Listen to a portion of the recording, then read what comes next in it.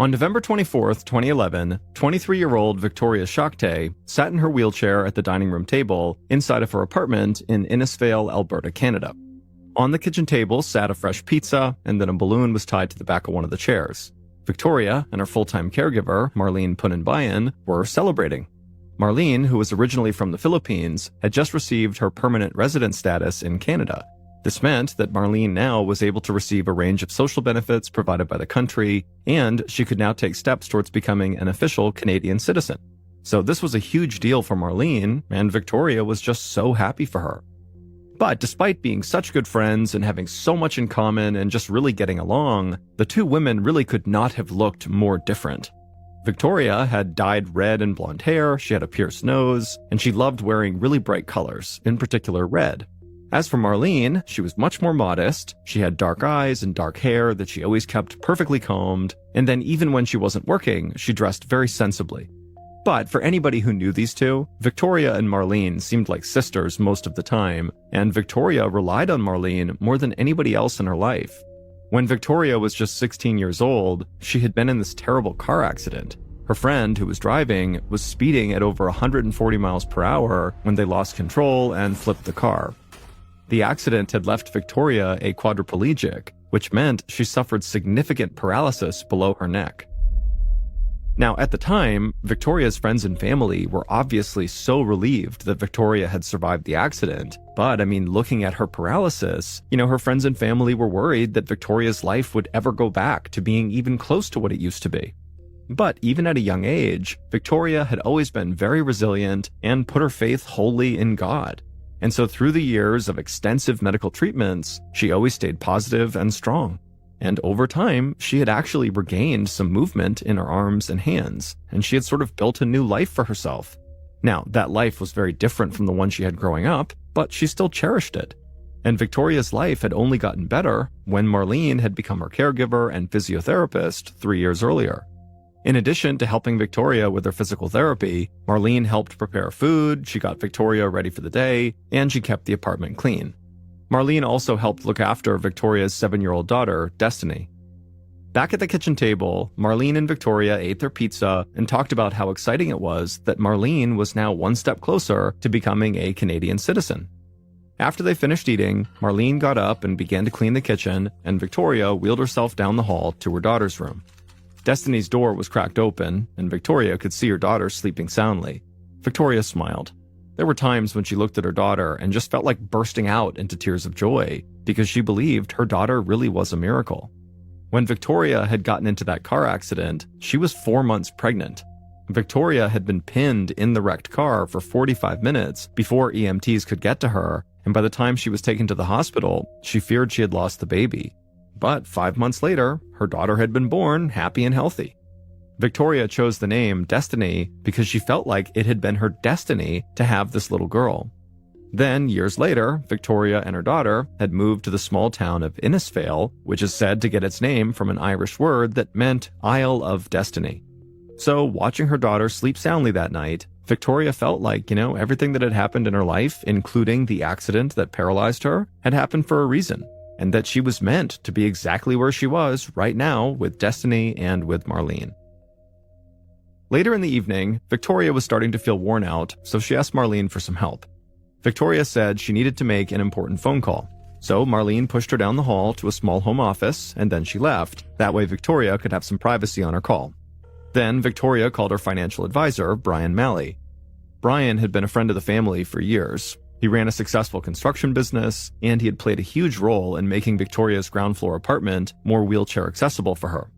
Brian also owned a small financial firm in town where he worked with locals and people in the area, helping them invest, balance budgets, and manage their money.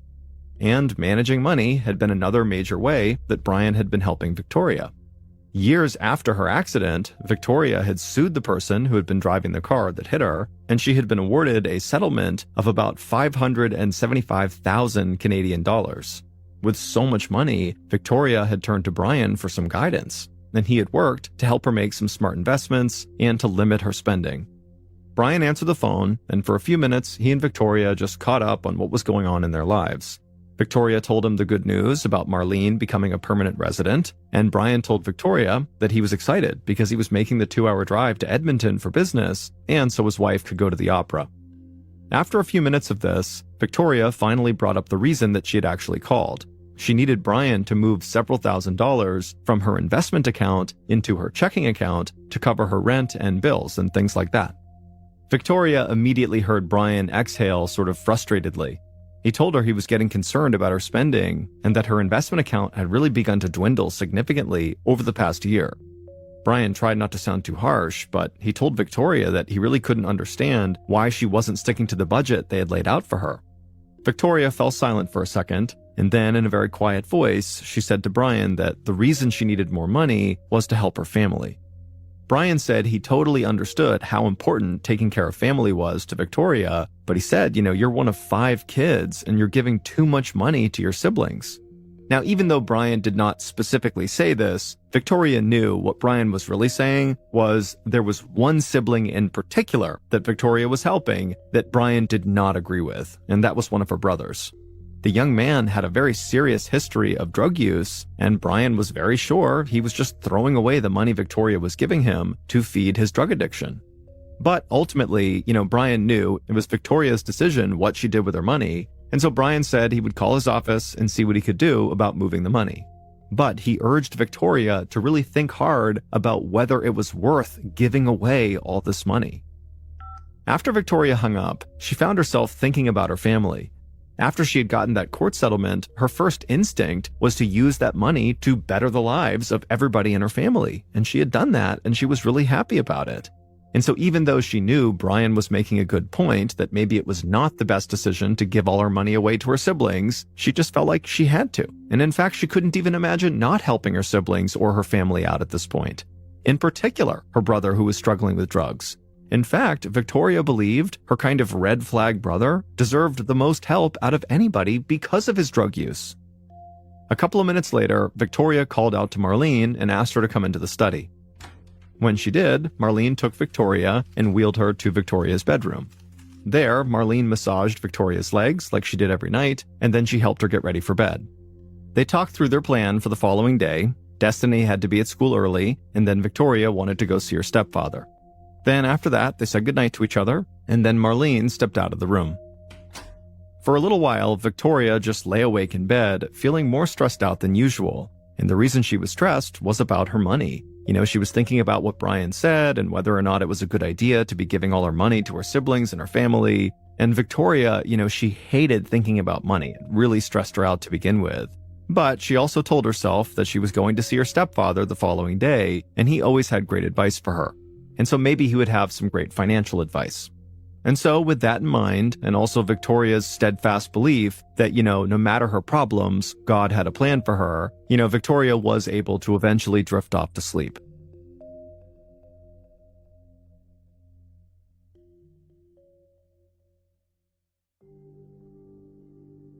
The next morning, so November 25th, 2011, Victoria and Marlene woke up early and made Destiny breakfast and got her off to school.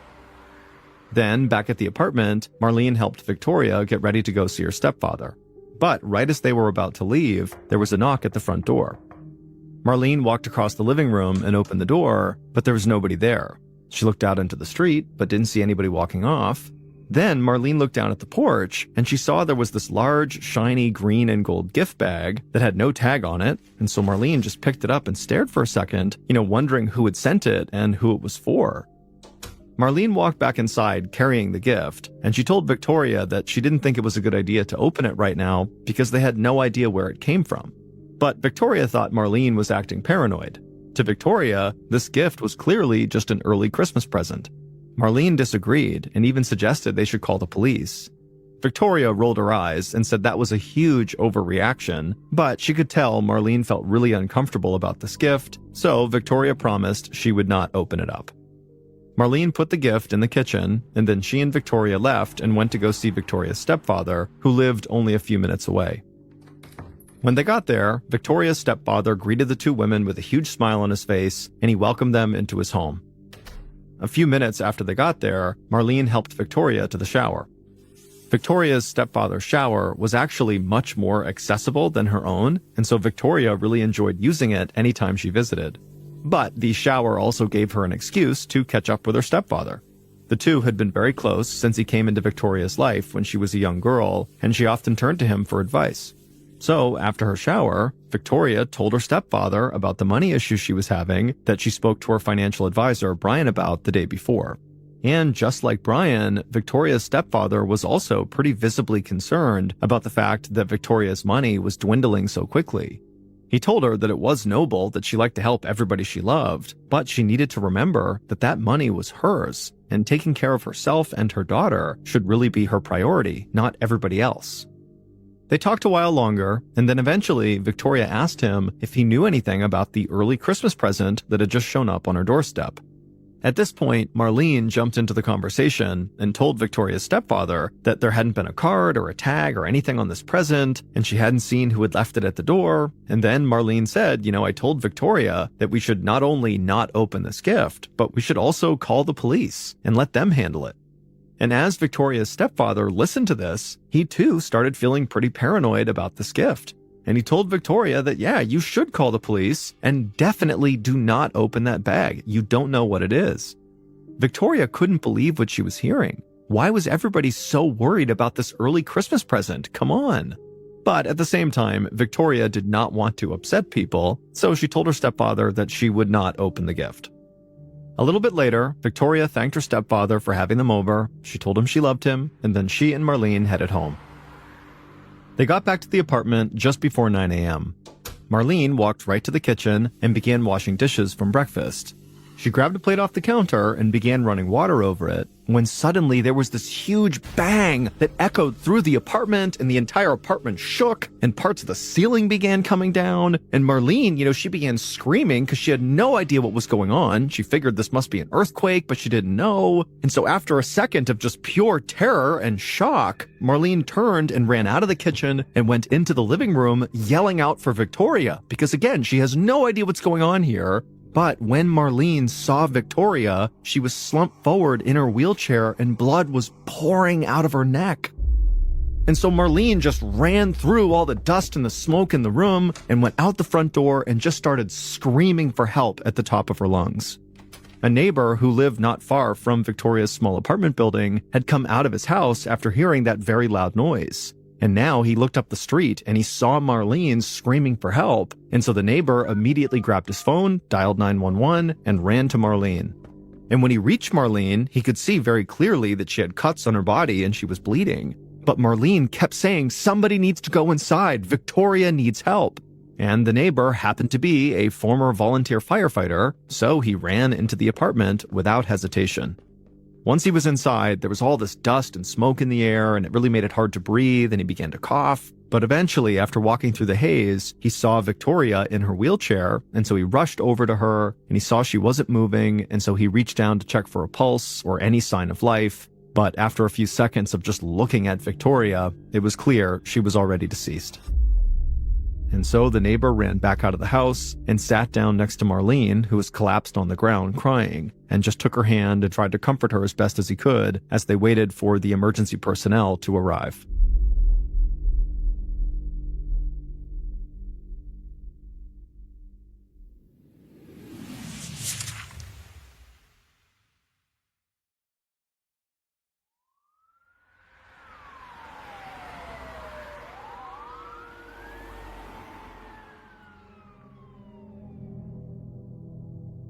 Seconds later, fire trucks, police cruisers, and an ambulance roared through the small town of Innisfail, and they arrived in front of Victoria's apartment just minutes after the neighbor had made that 911 call. First responders helped Marlene and the neighbor off the lawn and then tended to Marlene's cuts. There was no active fire going on inside the apartment, but still, firefighters were the first to go inside. And when they got in there, they quickly identified that clearly an explosion had happened inside of this apartment. And from what they were seeing, the explosion had not been accidental. Someone had set off an incendiary device. And so the firefighters went back outside, and they would contact local, regional, and national authorities about what they had just found inside of the apartment. Not long after those calls, members of the explosives disposal unit arrived. Members of the EDU are national and regional Canadian police officers trained to detect, disarm, and dispose of explosive devices like bombs.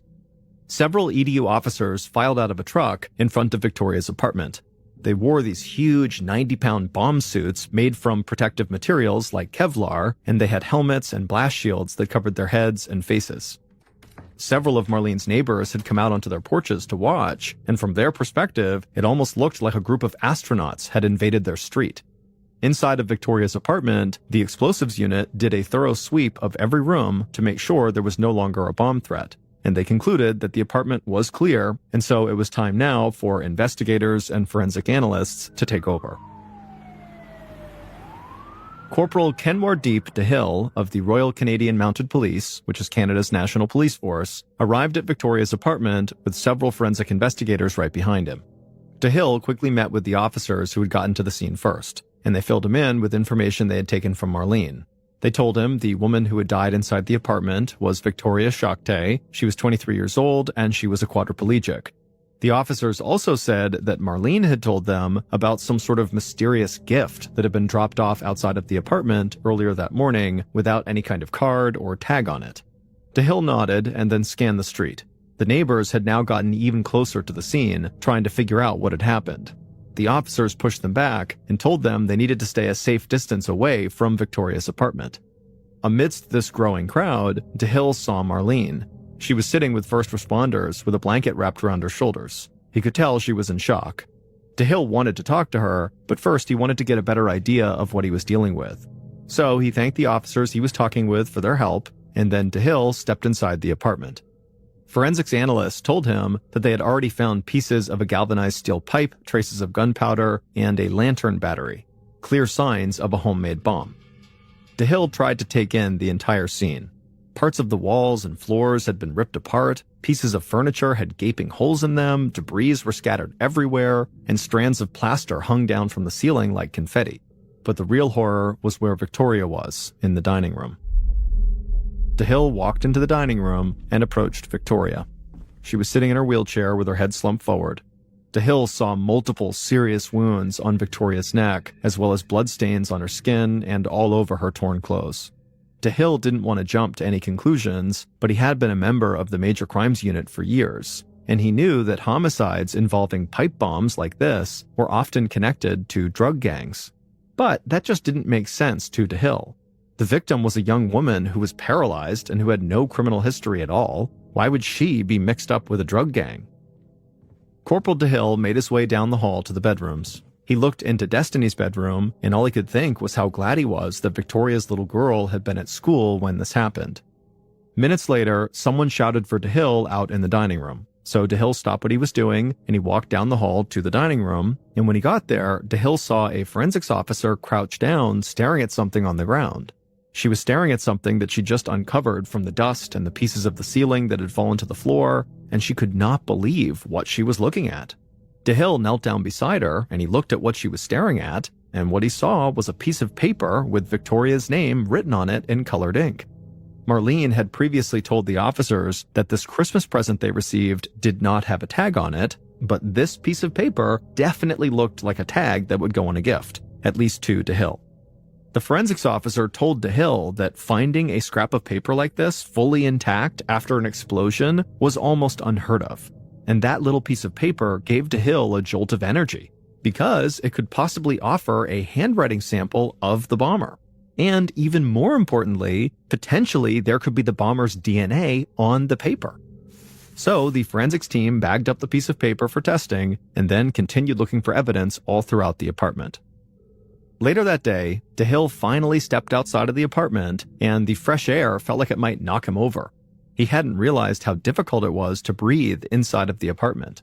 DeHill caught his breath and then noticed Marlene standing by the road with several officers. The wounds that Marlene had suffered during the explosion wound up being quite minor, so she was able to answer any questions that the officers had. And so DeHill saw this as his chance, and so he walked over to her and introduced himself.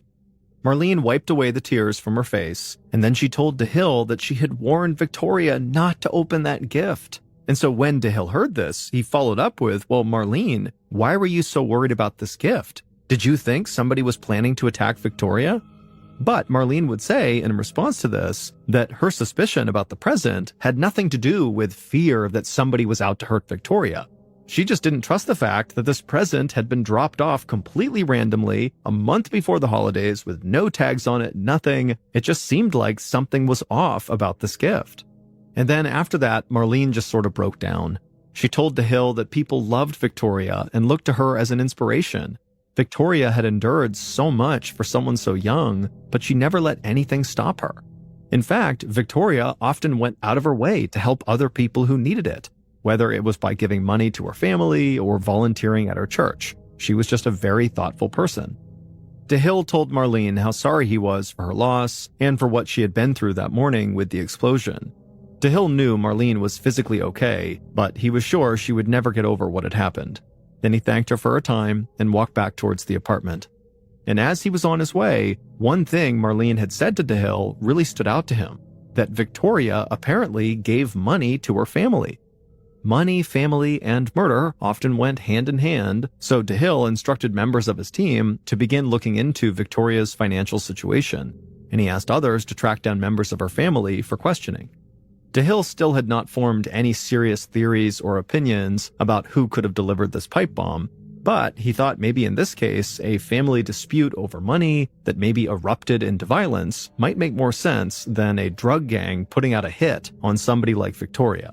So DeHill just needed to figure out who all Victoria was giving money to and who would have benefited from her death. On the night of Victoria's murder, and during the following day, Corporal DeHill and members of his team had contacted and took statements from Victoria's family and friends, and they all basically said the same thing. They loved Victoria. She was a beautiful person and an amazing mother, and they couldn't imagine who would want to hurt her. And Victoria's family were very upfront about the financial aid she had given them all since she'd received her court settlement. But they all insisted that they never wanted to feel like a burden to Victoria and that she helped them because it was something she wanted to do. Now, despite how honest the family and friends seemed to DeHill, he couldn't actually just rule them out because they seemed like good people. The reality was they still needed more information to get to the bottom of Victoria's financial situation to see if that played a role in whatever happened to her. And in conversations with family and friends, DeHill had learned that Victoria had a financial advisor, Brian Malley, who would obviously have a much fuller picture of Victoria's finances. And so DeHill reached out to Brian and asked him to come meet him at a nearby police station. Brian was a 55-year-old guy who was quite tall and had graying hair. He was known for being very polite and outgoing, traits that had really helped him grow his business. Brian told DeHill that he'd actually been a friend of Victoria's family for years, and he had really gotten to know Victoria when he did construction work on her apartment to make it more wheelchair accessible. He also said when he and Victoria began working together on her finances, that also really brought them together, so they were legitimately good friends. DeHill asked him about his investment strategy for Victoria, and Brian would say, the strategy was very standard. His goal was just to add to the money that Victoria already had. That way her and her daughter could be taken care of in the future. And then he also asked Brian if he could think of anyone who might have wanted to hurt Victoria. And when he asked that question, it was the first time Brian seemed to hesitate. And for a second, DeHill actually thought maybe Brian just didn't hear the question, and he was about to ask it again, but then Brian shook his head and broke the silence and said he just could not imagine anybody wanting to do this to Victoria. It just really didn't make sense. DeHill would ask Brian a few more questions, and Brian would do his best to answer, and then eventually DeHill thanked Brian for coming in, and Brian got up to leave. But even before Brian made it out the door, DeHill found himself thinking how strange it was that Brian had hesitated when he was asked, is there anybody out there that you think might want to hurt Victoria? Everybody else who DeHill had asked that question to, family, friends, witnesses, had all pretty much immediately said, no, there's no one. Nobody would want to hurt her, or certainly I don't know anybody who would want to hurt her. And Brian had basically had the same answer, but again, he had hesitated. And so it could have just been, a brain fart or he zoned out or something, or maybe there was something more to the hesitation. And so DeHill decided he was going to get to the bottom of it. And DeHill did not need to wait long to get his answer, because the following day, Brian contacted DeHill, and what he said cast Victoria's murder in a whole new light. Brian told DeHill that one of Victoria's brothers, who she gave money to all the time, had a very serious drug problem. He'd been addicted to crack for years. But that wasn't all. Brian also thought there was a real chance that Victoria's brother was a drug dealer and that he had gotten on the wrong side of some pretty serious drug gangs. And so by the time DeHill hung up with Brian, he felt like he had just caught his first major break in this case. One of DeHill's initial thoughts about the crime scene was that the type of homemade bomb used to kill Victoria was often used by people in the drug trade. So DeHill wondered if it was possible that Victoria's brother owed money to drug dealers or had encroached on their territory when dealing drugs on his own or something. And if that was the case, maybe those drug dealers killed Victoria to send a message to her brother. And so soon after this call with Brian, DeHill raced off to go speak with Victoria's brother. And when he did and actually began talking to him, the young man tried to be as helpful as he could, and he admitted openly to struggling with drugs in the past. But he said he never dealt drugs to anyone, and the idea that he had connections to major drug gangs was laughable.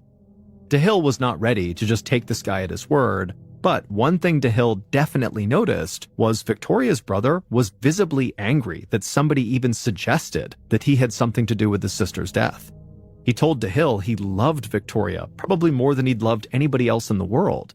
And so after this meeting ended, DeHill did not think he had just gotten any closer to solving the case. However, at the same time, he wasn't ready to just drop the possible connection between drugs and Victoria's murder.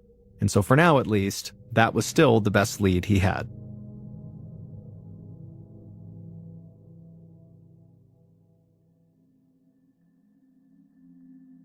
On December 3rd, 2011, so a week after Victoria's murder, 250 people gathered at a funeral home to say their final goodbyes to Victoria and to celebrate her life. DeHill and other police officers attended the funeral as well. It's common for investigators to go to funerals of murder victims to see how their friends and family and other potential suspects behave. DeHill listened to the people who were closest to Victoria talk about what an unbelievably amazing person she was, and as he listened to this, he just struggled to understand how someone as wonderful as Victoria ended up with a homemade pipe bomb getting delivered to her house. Now, DeHill had continued to pursue Victoria's brother's possible connection to drug gangs, and in doing that, he had discovered that years earlier, Victoria had made an anonymous call to the police about her neighbors dealing drugs. But DeHill still didn't know if that call had anything to do with her brother, or if somehow the neighbors had figured out who made the anonymous call and then took their revenge on Victoria. But DeHill just could not fathom why any drug dealer would wait years to exact their revenge for a phone call to the cops that didn't really amount to much. A procession of mourners made their way towards Victoria's casket, but DeHill focused on Victoria's young daughter, Destiny. Whoever had done this to Victoria, whether they were connected to the drug trade or not, had robbed this little girl of her mother and robbed her of a safe, happy childhood. Seeing Destiny struggling so hard just to talk about her mother made DeHill so mad. And he was also very frustrated that still he had not honed in on one or two major suspects yet. But still, DeHill tried to stay steady and level-headed. He had plenty of information to work with. He just needed more time to figure out what it all meant. After the funeral, DeHill returned to the station and met with his team. He decided this case could very well hinge on the old adage, follow the money. If they could track where Victoria's money went after she gave it to her brother, it could lead them to the person or people they were looking for. So, for the next several weeks, investigators looked into Victoria's financial transactions dating back to when she had received her court settlement. And investigators were able to follow a paper trail of where and when Victoria's money moved. And something they found set off a major alarm. Finally, DeHill had a full picture of what Victoria had done with her money, and he was almost positive he now knew who had killed her. DeHill wanted to act fast, but he also wanted his case to be airtight if it went to trial. So he needed a key piece of evidence that he still lacked. Forensics investigators had managed to pull DNA samples from that piece of paper with Victoria's name on it that had somehow survived the explosion. So now, DeHill just had to secure a DNA sample from his newly discovered suspect to see if the DNA matched. Almost 6 months after Victoria's murder, 2 investigators trailed their suspect from an unmarked car. The Major Crimes Unit had secured a warrant that allowed them to conduct surveillance on DeHill's new primary suspect. The surveillance process had been very in-depth, and it had taken a lot of time, but it convinced DeHill even further that he was right about who had murdered Victoria. So now, these two investigators who were following this suspect needed to secure a DNA sample from this suspect to back up DeHill's theory. Eventually, the investigators saw the suspect turn off the street and pull into the parking lot of a fast food restaurant. The investigators could not believe their luck. This was the perfect place to get a DNA sample. From inside their unmarked car out in the parking lot, the investigators watched the suspect get out of their car and walk inside the restaurant. The investigators waited a minute, and then they too got out of their car and they went inside as well.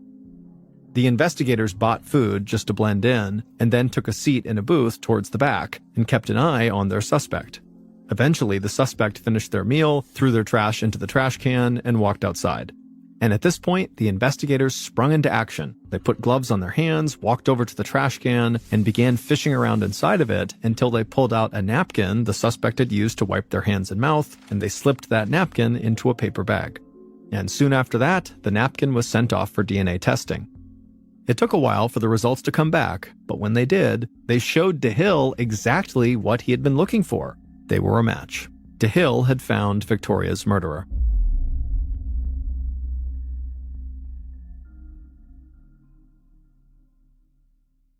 Based on DNA test results, evidence found at the crime scene, and police interviews, here is a reconstruction of what police believe happened on November 25, 2011, the morning that somebody murdered Victoria Schachté.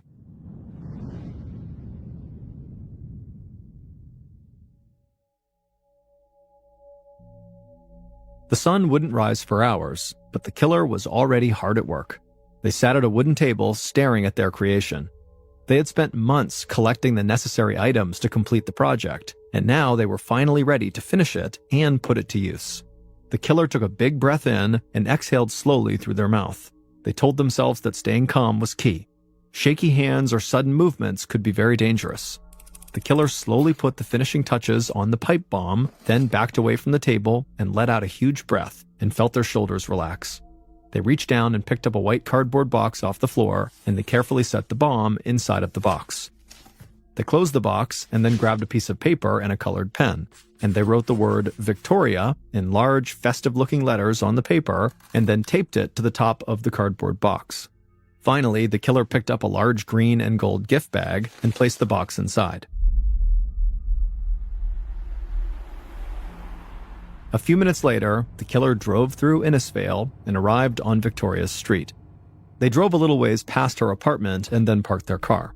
Then, after pulling their dark cap down to cover their face, the killer stepped out of the car and looked up and down the street.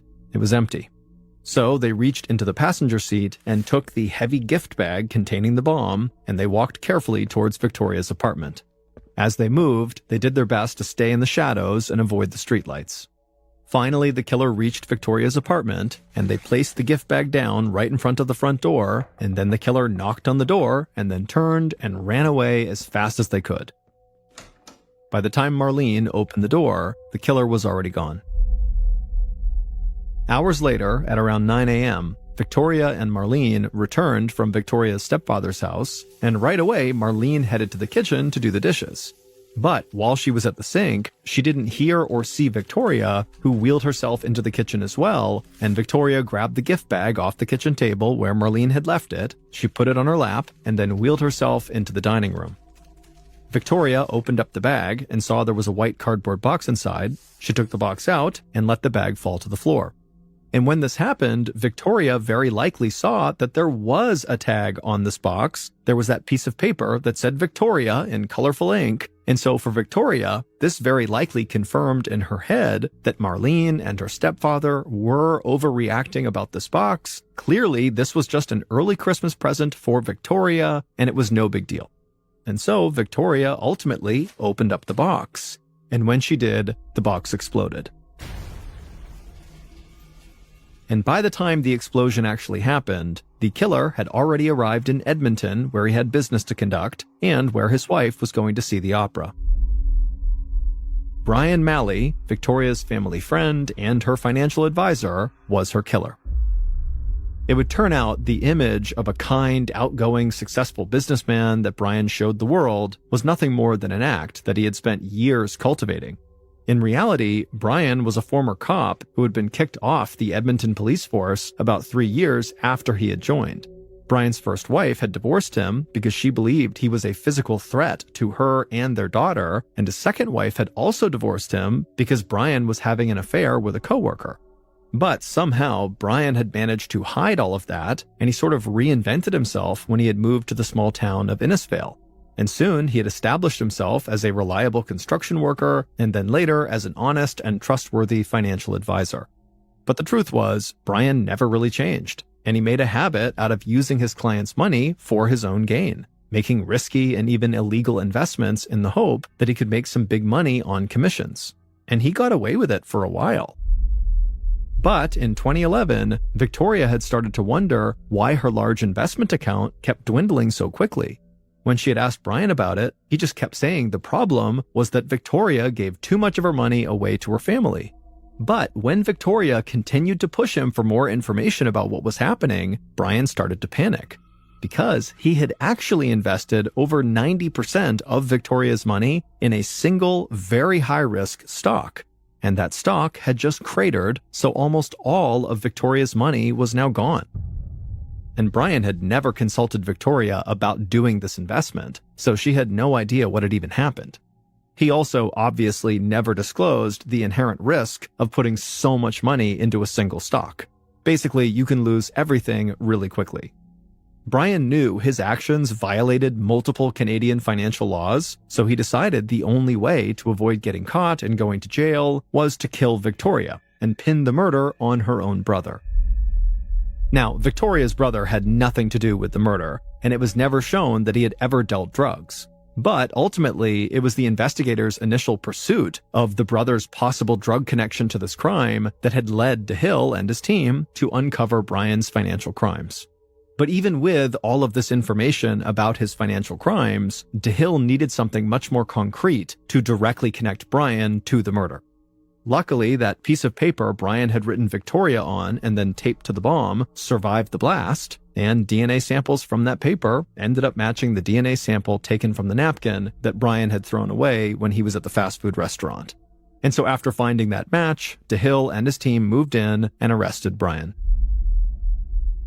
Brian was ultimately found guilty of first-degree murder and several charges related to constructing and delivering an explosive device. He was sentenced to life in prison with a chance for parole after 25 years.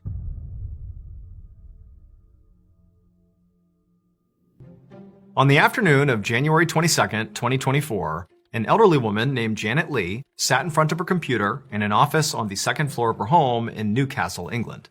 She was going over some recent bank statements, but it was kind of hard. She was distracted because all she could hear was her boyfriend downstairs talking to someone. So Janet's boyfriend was a guy named Richard O'Connell, and he and Janet had been together for about 20 years. Now, despite not officially being married, they sort of functioned like a married couple. They lived together, they shared everything. In fact, Janet had even written Richard into her will. Janet thought her and Richard would be together forever. Clearly, if you're writing him into your will, and she assumed that that feeling was reciprocated, that Richard also felt like they were together forever.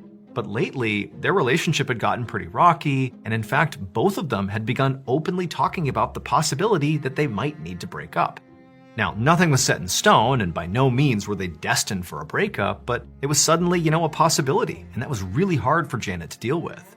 And so, as Janet sat upstairs trying to do these bank statements, but, getting completely sidetracked just by the sound of Richard's voice, part of the reason that was so distracting is, Richard was all she could think about. What would happen if they broke up? What would her life look like? And so before long, her mind was kind of wandering, and no longer was it the bank statements. It was, what does the future hold for me? It seems so uncertain.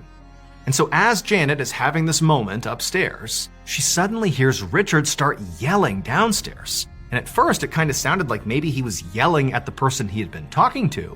But the more Janet listened, she could tell it really wasn't that he was yelling as much as he was screaming, like he was screaming out in pain or something.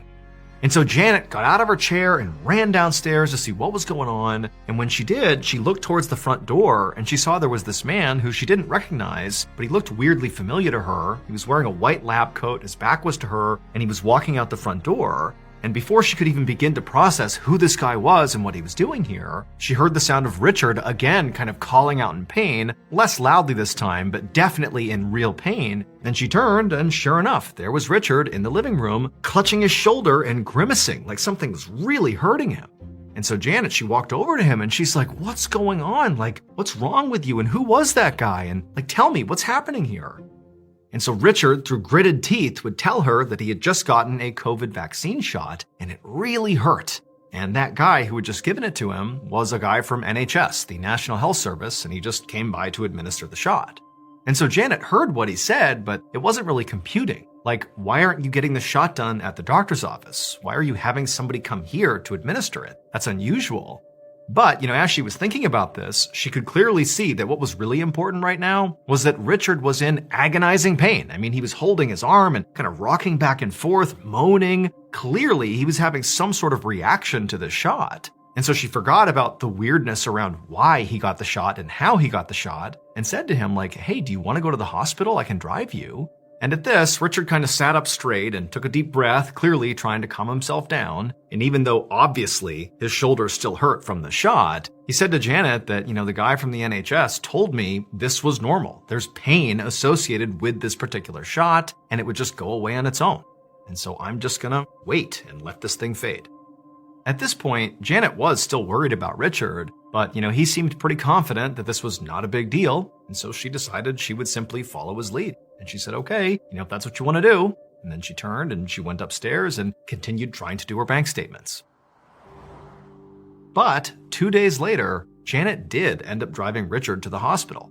Because over those 48 hours since Richard got that COVID shot, the spot on his arm, the injection site, had turned red and began to blister and bleed, and then eventually it turned black. And so at that point, they went to the ER.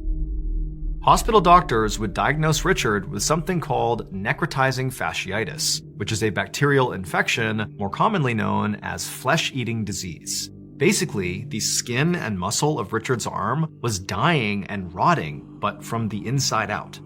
The doctors told Richard he would have to have emergency surgery to remove the rotting flesh to stop the spread of this infection. But before they could even do that, they needed to figure out how this infection had even begun. And so at this point, Richard began telling the doctors all about how, 2 days earlier he'd gotten his COVID shot, and pretty much right away it had been so painful, and then it blistered and bled and turned black. And then also, over the course of this discussion that Janet is listening to as well, Richard began describing the NHS guy who had actually come to his house. Now remember, Janet had only seen this guy for a brief second when she had run downstairs. She had seen him walking out the front door, she just saw the white lab coat, but something about him seemed weirdly familiar, but she kind of put that thought out of her mind. But now, as she's listening to Richard describe this NHS guy with a little more detail this time, suddenly something clicked. She realized she knew why this guy seemed so familiar, and this realization filled her with horror. It would turn out that NHS nurse was not really an NHS nurse. Instead, they were a man that both Janet and Richard knew very well. However, they were extremely well disguised, and so Janet and Richard did not recognize them. This man's name was Thomas Kwan, and Thomas, after coming inside their home, did not inject Richard with COVID-19 vaccine. Instead, he injected Richard with a deadly pesticide called iodomethane. That pesticide immediately caused that excruciating pain that Richard was feeling that caused him to scream out, and ultimately killed and began to rot away the flesh in his arm. It would turn out Thomas Kwan was Janet's son, and he was furious at her for putting Richard in her will and allowing Richard to get her house when she died. And so he decided he would basically inject poison into Richard, killing Richard to secure the house for himself. But Richard would survive the ordeal. He would have to undergo several pretty intense surgeries, but he ended up being okay. As for Thomas, he was arrested and convicted of attempted murder and sentenced to 31 years in prison.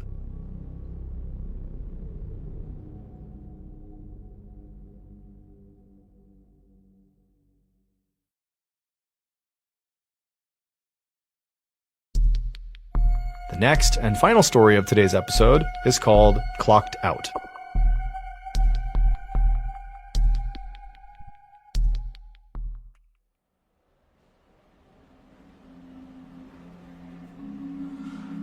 On the afternoon of July 29, 2016, a 23-year-old college student named Felix stood in the break room of the industrial manufacturing company where he worked in northwestern Germany.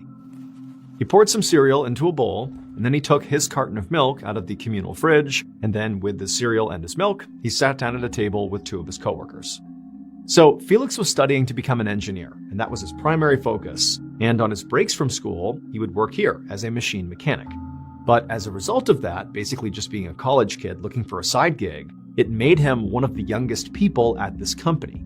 And so oftentimes, Felix had a hard time relating to his coworkers, who were all basically a lot older than him. And in fact, now, as he sat down to eat his cereal, the two coworkers that were sitting there already, these two men named Otto and Klaus, who were in their 50s, it's like they didn't even look up and acknowledge him. They just continued silently eating their sandwiches as if Felix wasn't even there.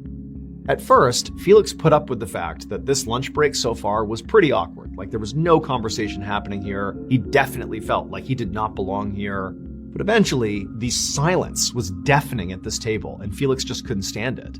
And so he said to his coworkers, Klaus and Otto, hey guys, how's the day going? And Klaus looked up and stared at Felix, and he just shrugged, said nothing, and went back to eating his food. Now, Klaus, admittedly, was known as sort of a loner employee who kind of kept to himself, so this behavior was somewhat normal, although somewhat off-putting to Felix, who's trying to obviously start a conversation here. But then Otto, he looked up, and he looked at Felix, and he was about to say something, but then paused, and this grimace came over his face, and he just said to Felix, you know what? I'm not having a good day. My head hurts, my stomach hurts, I feel tired, I feel kind of awful. And so now Felix is like, okay, sorry, Otto, I don't know what to tell you. That's tough. Now, Felix didn't know how to make this any less awkward, and so he just went back to eating his cereal in silence, and then when he was done, he got up and left the awkward break room. But Felix had only been back to his job for a couple of minutes when suddenly he felt this intense stomach cramp that made him double over in pain. Now, Felix actually was somewhat accustomed to getting cramps like this one because he was lactose intolerant. And typically, if he consumed dairy, shortly thereafter, he would get these stabbing pains in his stomach. That's actually why he kept a carton of his own milk in the communal fridge that was lactose-free. And so suddenly, Felix wondered if maybe he had accidentally grabbed the wrong milk when he had poured his cereal just now. Had he grabbed regular milk, causing this pain? And so as a wave of nausea came over him, Felix sprinted back into the break room, opened up the communal fridge to see if he had grabbed the wrong milk, but he saw there was actually only one container of milk in the fridge, and it was his, the lactose-free kind. And so he had no idea what was actually causing these cramps, because it couldn't have been dairy. But at this point, Felix was just so nauseous that all he could think about now was the fact that he could no longer work today. He had to go home. And so Felix told his supervisor he had to go, and then he rushed out to his car, he sped home, and barely made it into his bathroom in time in order to vomit into the toilet. And after he vomited, he felt a little bit better, and so he wiped his mouth, and he stood up straight, took a deep breath, and then he went to the sink, and he splashed some water on his face, and he grabbed the towel, and he went to dry his face, and as he did, he noticed something. He noticed the tips of his fingers were now tingling, like his hands were going numb. And so reflexively, he put down the hand towel and began flexing and opening and closing his hands over and over again to increase the circulation to his fingers, to maybe get the feeling back, but nothing he did seemed to help. And at this point, Felix couldn't help but feel a little bit scared.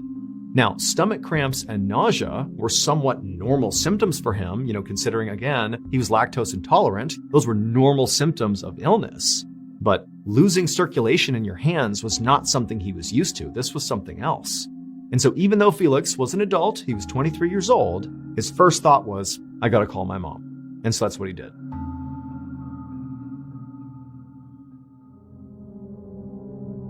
Two weeks later, Felix was still sick. On his mother's advice, he had gone to see his doctor, and his doctor had told him that he was very likely just overworked, and he prescribed Felix some vitamins and rest. But those two things had not helped Felix. In fact, really, his symptoms had only gotten worse. He was still nauseous, and that tingling feeling he had felt in his hands had now extended all the way up into his forearms. And so as a result of this mystery illness afflicting Felix, he had not been able to go back to work. and he had spent the better part of the last 2 weeks just lying miserably in bed. But this morning, he was determined to get out of bed, take a shower, have a real meal, and basically just have a normal day. And so it started relatively well. He managed to, prop himself up and get out of bed. But as he staggered his way towards the bathroom, he lost his balance and had to grab onto the door to keep from falling to the ground. After steadying himself, Felix did attempt to keep walking towards the bathroom, but it was like the commands from his brain were not reaching his legs. And so he kept slipping and staggering and almost falling. And so eventually he just turned around to go back to bed, but immediately he kind of collapsed to the ground and had to literally crawl painstakingly back to the bed. And then when he had finally pulled himself back on there, he pulled out his phone and called his mom again. But this time he was not calling for advice. He was calling for help. He needed her to drive him to the hospital. Later that afternoon, Felix laid in a hospital bed with his mother to his left and an emergency room neurologist to his right.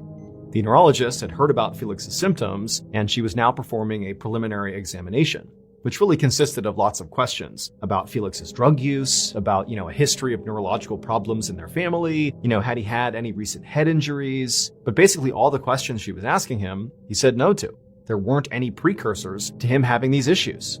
Next, the neurologist poked Felix's arms to see what he could feel, because he was complaining of numbness and tingling, but it was kind of like wherever she poked in his arms, he couldn't really feel it. It was like the tingling sensation had totally taken over both arms. That's all he could feel.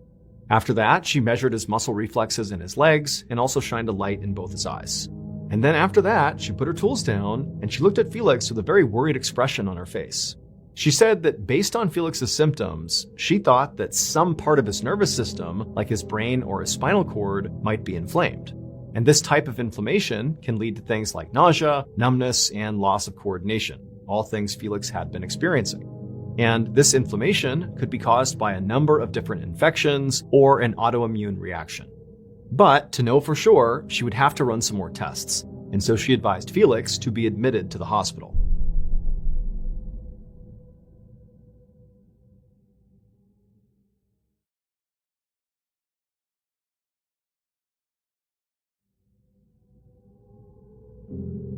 Six days later, the neurologist went to check in on Felix, who was still at the hospital. And as soon as she walked into his room and saw Felix, she saw he looked terrible. His body was limp, his face was swollen, and his eyes were sort of glazed over like he was staring off into the distance. By this point, doctors had run imaging scans on Felix and had discovered that his brain and brainstem were inflamed, like the neurologist had suspected. But the neurologist could not figure out why this was happening.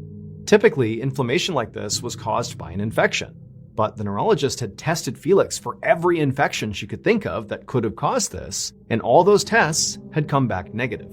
So her new working theory was Felix must be having an extreme autoimmune reaction, which is basically when your immune system malfunctions and starts attacking your own body. Autoimmune reactions can cause things like brain swelling.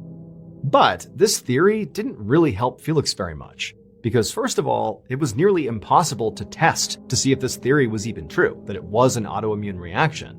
And second of all, even if you knew that's what it was, unfortunately, autoimmune reactions are notoriously difficult to treat. Basically, it was a shaky diagnosis that did not come with an easy cure. The neurologist had given Felix some anti-inflammatory medication, hoping that maybe that would help, based on her research around autoimmune diseases, but it basically did nothing. And she knew that if she didn't find a way to lower the swelling in his brain and brainstem, that Felix could potentially suffer permanent brain damage or even death. So now, in Felix's hospital room, the neurologist walked over to him and tapped his shoulder, and she asked him how he was feeling. And Felix, when he sort of looked up at her, his eyes were rolled back in his skull, and it took a minute for him to focus on her, and then it was clear to the neurologist that it took all of his energy to croak out an answer. But the words he said didn't make any sense. He said, "Metal, mouth." And the neurologist said, "What? What are you trying to say?" And then he said, "Taste, water." And at that point, the neurologist realized what Felix was trying to say is that he had a metallic taste in his mouth and he wanted a cup of water to clear his mouth. The neurologist felt like this had to be a clue about what was going on with Felix. It was not some random symptom, this has to be connected to the totality of what was wrong with him. but she didn't know what a metallic taste in his mouth had to do with his other symptoms, and so she was baffled. So she just grabbed a cup of water off the nearby table and handed it to Felix, and Felix immediately put it to his lips and tried to drink it, but it was like he couldn't, and the water just dribbled down his chin onto his chest. And as the neurologist stared at her patient, she couldn't help but feel like she was just totally failing here. I mean, obviously there was something horribly wrong with Felix, but she had not come up with a proper diagnosis yet, and all the medications and treatments she had suggested so far had done nothing for his symptoms, and she knew if she couldn't get the swelling to go down, it was just a matter of time before he suffered permanent brain damage or death. And so at this point, the neurologist realized a big change would have to be made in Felix's care. Clearly what she was doing was not working, and so she decided to transfer him from her hospital to a local university hospital where she knew there were some specialists there who they might be able to figure out what was going on here.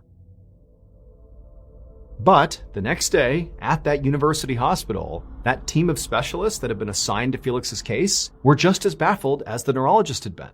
Because now, Felix didn't just have swelling in his brain and a metallic taste in his mouth. He also was experiencing kidney and liver failure. And this collection of symptoms meant Felix very likely did not have an autoimmune condition.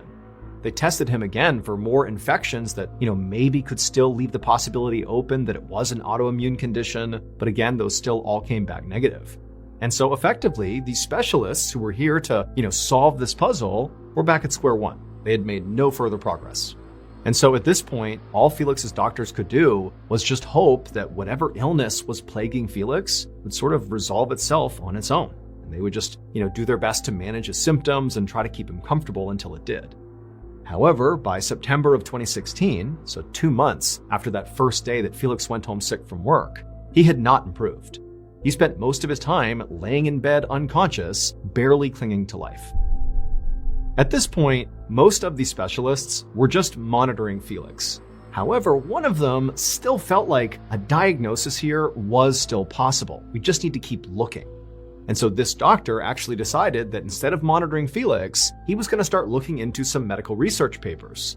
Because he figured, whatever Felix had to be really, really rare. If it wasn't, they would have figured it out by now, and they clearly had not. So he must have something rare. And if there's one place you can go to learn about very rare conditions and diseases, it's medical research papers. And so he began combing through all these papers, and sure enough, he would actually find a case about another patient who had the exact same symptoms as Felix, and they even appeared in the exact same order. First, the stomach cramps and nausea, followed by the tingling in the arms, then the loss of coordination in the legs, then the swelling of the brain, followed by the metallic taste in the mouth, and then ultimately kidney and liver failure. And just like Felix, this patient's diagnosis in this medical journal was not an infection, nor was it an autoimmune disease. Instead, it was a condition that was so rare, it had only been recorded 3 times anywhere in the world over the last century. But this doctor understood that even though Felix's symptoms did appear to match, it still was highly unlikely he actually had this diagnosis because it's so unbelievably rare. However, the doctor thought, well, I'll just rule this condition out. All I need to do is a simple blood test. And so he did this blood test on Felix, literally believing it would just rule this out, except when the results came back, it was positive. This doctor had just solved the case, the one that nobody else seemed able to do. But the doctor was not happy. Instead, as he stared at the test results, he was kind of horrified because this diagnosis was a death sentence for Felix. There was no cure for this. And worse, this diagnosis meant other people potentially could be in danger here. And so the doctor knew his next step, of course, would be to contact Felix's family and tell them what he had discovered. But he also knew this was no longer just a medical problem. The doctor called local law enforcement, and they began their investigation immediately. They interviewed basically everyone Felix ever interacted with on a regular basis, and they also sent forensic technicians to all the places that Felix spent any time. And these technicians ran tests on all the surfaces that Felix might have touched at one point or another. They also ran tests on the food and the water that he might have consumed. They even at one point tried to test the air that Felix had potentially breathed. And they did all this because they were trying to find one very specific substance.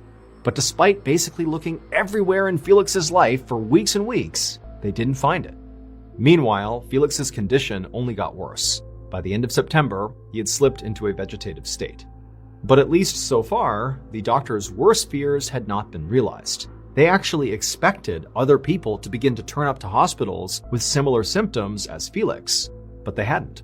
So, with no answers, but with no other victims either, the police investigation began to wind down. Felix remained in a vegetative state for months and then years, and officials still just had no idea how this actually happened to him. They just kind of concluded that, well, this was a horrible tragedy that very likely will never actually be explained. But at least hopefully it will never happen to anyone else. But then, 2 years after Felix fell into his coma, some very strange things began to happen at his old manufacturing job. So at this manufacturing company where Felix used to work, it actually was pretty commonplace for employees there to get sick fairly regularly, like more than normal. However, their illnesses were sort of basic. Things like headaches and stomach aches and feeling sort of tired. Things that didn't really raise big red flags. But now, Otto, the middle-aged man who had complained to Felix over their lunch break about his stomach and his head hurting, was going into kidney failure. And in fact, he was so sick he couldn't come to work anymore and had to get dialysis 3 times a week just to live. And also, another much younger employee, whose name was Elias, he was 26 years old, he had begun having stomach aches. Now, again, that was fairly common at this company, but for Elias, these were not normal stomach aches. These were crippling, severe, like you can't focus on anything else type of stomach aches, similar to the ones Felix was having. Now, Otto and Elias had not spoken to each other about their respective illnesses. This was a place where people just kind of got sick periodically and kept it to themselves. It was just not really that big of a deal. So they hadn't talked to each other, and they certainly had not connected what was happening to them to Felix and his illness, which was now over 2 years before. But that would all change one day in May of 2018, so again, we're still talking about 2 years since Felix went into his coma, when Elias was having his lunch in the company break room, and he would discover something that would connect everything and blow this case wide open. Elias's shocking discovery led police to do a search of a local home. And at first, this home seemed totally ordinary until they went down into the basement. Because down there, it looked like a mad scientist's laboratory. There was this metal table with all these beakers and scales on it, and then behind it were all these shelves that were stacked high with old jam jars and paint cans and even old mayonnaise bottles. And it would turn out, inside of these mismatched containers was a collection of deadly chemicals that a judge would later say were more toxic and more deadly than the literal chemical weapons that were used during World War I.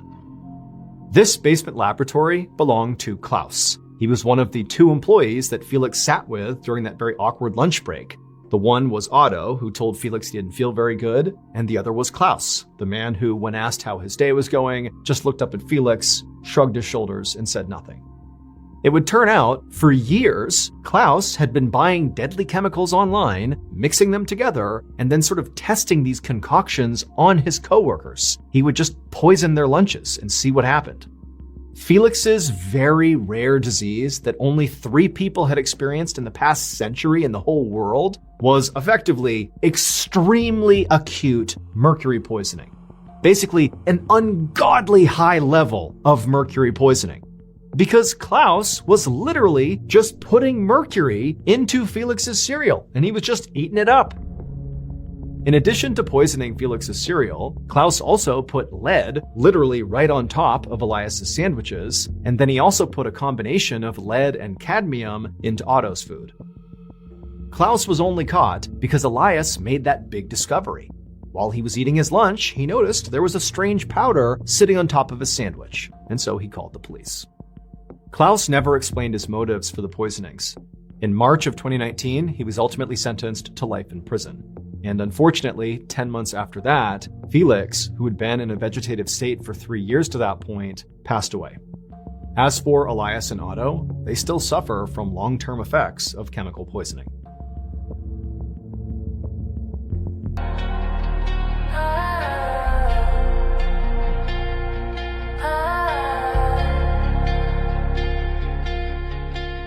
Something pressure heavy, sleep like mine never ready. Dreams folded in my backpack, Brand new hoe getting shaky. They said do what you love, but they never pay my phone. So I work all night for future that don't answer when I call home. Eyes red, heart racing, coffee instead of peace. I don't chase fame or fortune, I just wanna breathe. Deadline dreams, chasing me, running fast but stuck in between. Deadline dreams, no reset, living life on low percent. Shadows awake the cries of my babies. My waking mind can understand who suffers love to feed their young. A new vision of hereafter where I can be both held and whole. Look into me with white sun moon eyes, whispering, my love, your time's come. I've searched through rain and starless skies and broken lives, dreaming you. There is a war that rages on all sides, a war inside of you. You're caught raging.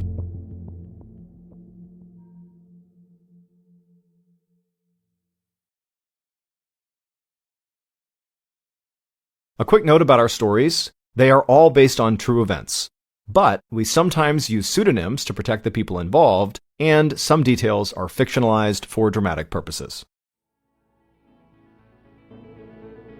The MrBallen podcast, Strange, Dark, and Mysterious Stories,